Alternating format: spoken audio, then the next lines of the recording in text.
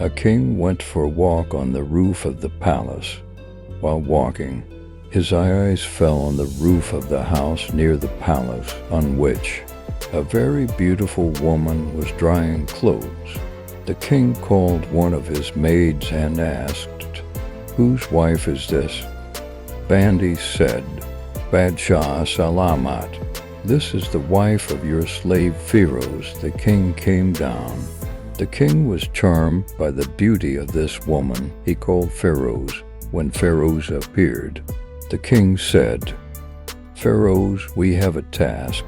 Give this letter of ours to the king of such and such a country, and also get this answer from him."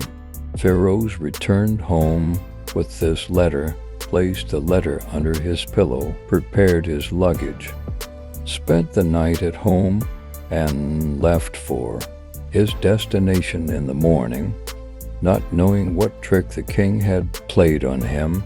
Meanwhile, as soon as Feroz disappeared from sight, the king secretly reached Feroz's house and gently knocked on the door of Feroz's house. Feroz's wife asked, "Who is it?" The king said, "I am the king, the owner of your husband." So he opened the door. The king came in and sat down. Feroz's wife was surprised and said, "Today the king is here in our poor house." The king said, "I have come here as a guest." Feroz's wife understood the king's meaning and said, "I seek the refuge of Allah from your coming in such a way in which I do not see any good." The king said in anger, "Oh girl, what are you saying? Perhaps you do not recognize me. I am the king, the owner of your husband." Feroz's wife said, "King Salamat, I know that you are the king, but the elders have said, no matter how hungry the lion is, it does not start eating the dead." And said, "King Salamat, you have come to drink water in the bowl in which your dog has drunk water." The king was very embarrassed by the words of this woman, and left her and went back, but forgot his slippers. Everything was done by the king.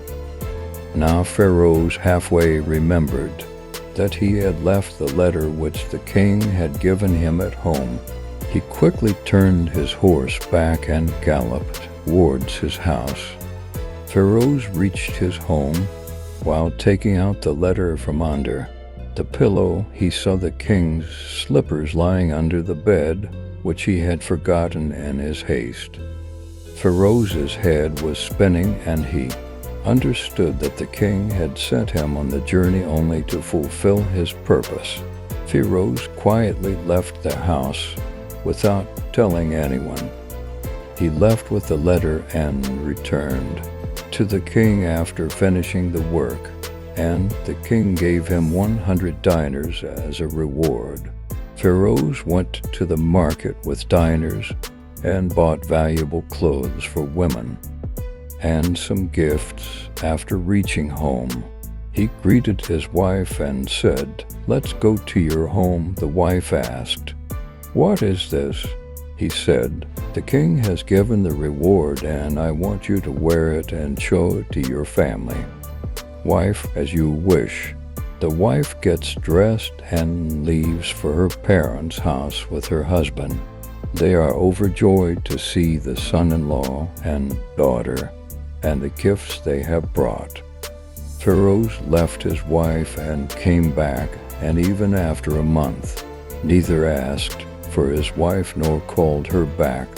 Then after a few days his brother-in-law came to meet him and asked him, "Feroz, tell us the reason for your anger and displeasure with our sister, or else we will present you before the judge."